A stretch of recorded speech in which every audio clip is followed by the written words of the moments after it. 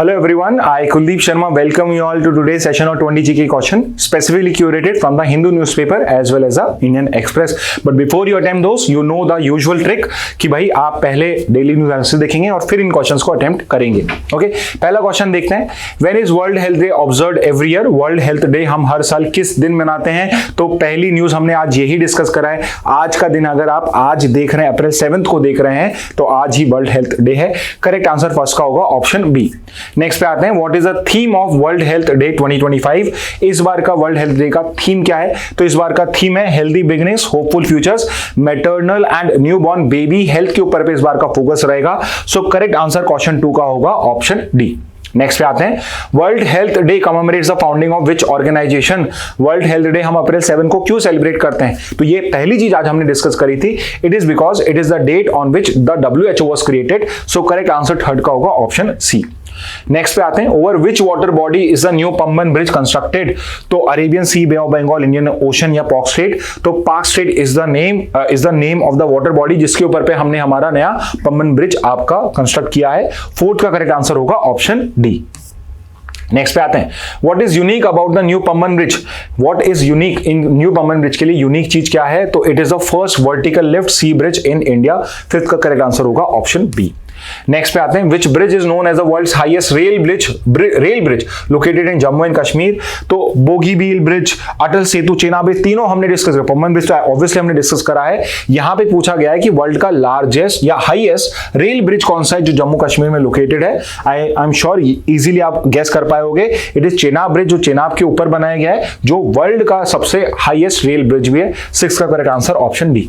Next पे आते हैं, in which year was the Agnipath recruitment scheme launch by the ministry of defence? Agnipath recruitment scheme ministry of defence ने किस साल launch करी थी? तो वो लॉन्च करी गई थी 3 साल पहले 2022 के अंदर में. सो करेक्ट आंसर 7 का होगा ऑप्शन सी. नेक्स्ट पे आते हैं, what is the minimum age eligibility for the Agniveer recruitment? So I hope you know this. 17.5 से लेके 21 ईयर्स ओल्ड जो हैं वो ही अग्निवीर के लिए अप्लाई कर सकते हैं. तो मिनिमम एज हो जाएगी बी, 17.5 ईयर्स. नेक्स्ट पे आते हैं, what is the duration of service for Agniveer in the arm forces? अगर अग्निवीर स्कीम के थ्रू आपका आर्मी, नेवी या एयर फोर्स में जवान लेवल पे हो जाता है, तो आप कितने साल के लिए वहां पे अपनी सर्विस प्रोवाइड करते हो? तो आप वहां पे टोटल ऑफ 4 इयर्स के लिए सर्विस प्रोवाइड करते हो, जिसमें 6 मंथ्स की आपकी ट्रेनिंग होती है और 3.5 इयर्स का आपका एक्चुअल डिप्लॉयमेंट होता है. सो 9 का करेक्ट आंसर होगा ऑप्शन बी.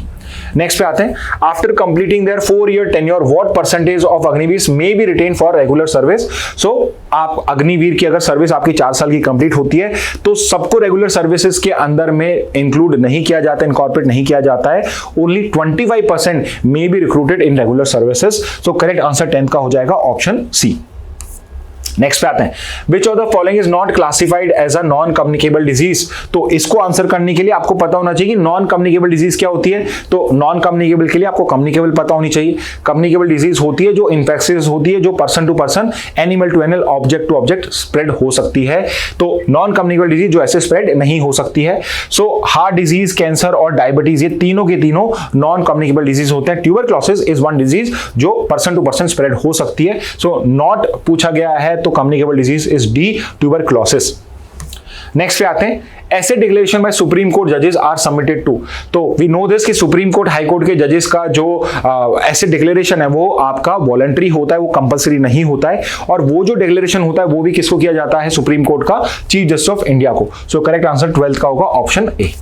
नेक्स्ट पे आते हैं, what is a heat wave? Heat wave क्या होती है? So you know this, it's not a wind system की कोई विंड सिस्टम हो या यहाँ पे कोई माइल्ड इंक्रीज इन टेम्परेचर हो. There is a prolong period of excessive temperature increase. तो कहीं पर अगर एकदम से नॉर्मल टेम्परेचर से बहुत ज्यादा हॉट वेदर हो जाए, प्रोलॉन्ग टाइम के लिए होता है, तो उसको हीट वेव डिक्लेयर किया जाता है. ओके, सो 13 का correct answer option B.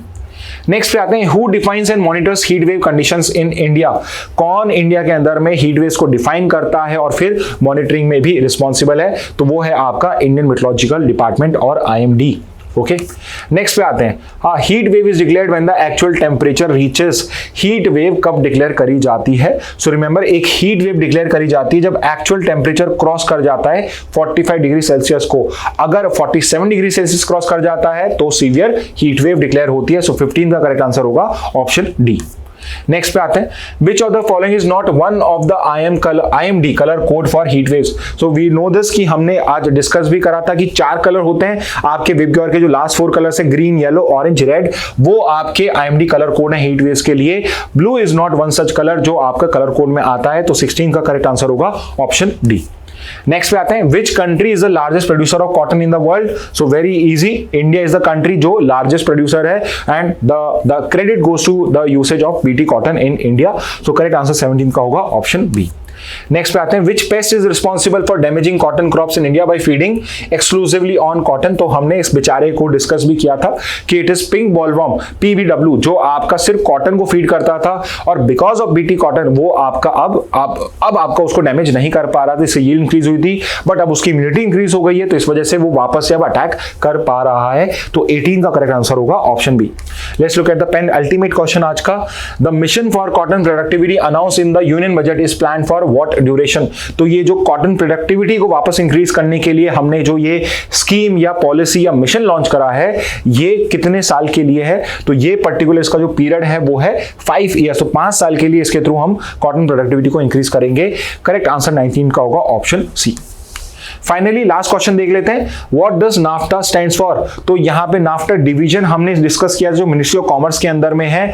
NAFTA जो वर्ड है ये किसके लिए स्टैंड करता है। So NAFTA stands for North American free trade association, जिसके अंदर में free trade association, yes North American free trade agreement. तो ये जो नाफ्टा हमने डिस्कस करा था कि नॉर्थ अमेरिकन कॉन्टिनेंट की जो 3 कंट्रीज हैं, यूएस, कनाडा और मैक्सिको, इन तीनों ने एक फ्री ट्रेड एग्रीमेंट साइन करा है, तो उसी से डील करने के लिए हमने एक नाफ्टा डिवीजन क्रिएट करा है मिनिस्ट्री ऑफ कॉमर्स के अंदर में। सो करेक्ट आंसर 20 का क्या होगा, ऑप्शन बी हो जाएगा उसका, ठीक है। और इसमें याद रखना ये अटलांटिक अमेरिकन में कंफ्यूज मत हो जाना, नाफ्टा में ए जो है वो अमेरिकन के लिए स्टैंड होता है। इन केस अगर नाफ्टा का क्वेश्चन आएगा ना, उसमें एक ऑप्शन आपको नॉर्थ अटलांटिक भी दिखेगा, बिकॉज नेटो जो है वो भी नॉर्थ अटलांटिक ट्रीटी ऑर्गेनाइजेशन है, तो वहां से कई बार आप कंफ्यूज हो सकते हो। तो 20 का करेक्ट आंसर है ऑप्शन बी। ओके, तो स्टूडेंट्स ये थे आज के इंपॉर्टेंट 20 क्वेश्चन। आपको ये क्वेश्चन अच्छे लगे हुए हो तो आप इनको कहीं पे नोट डाउन भी कर सकते हैं। Okay, with this message let's end today session. Thank you and have a very nice day.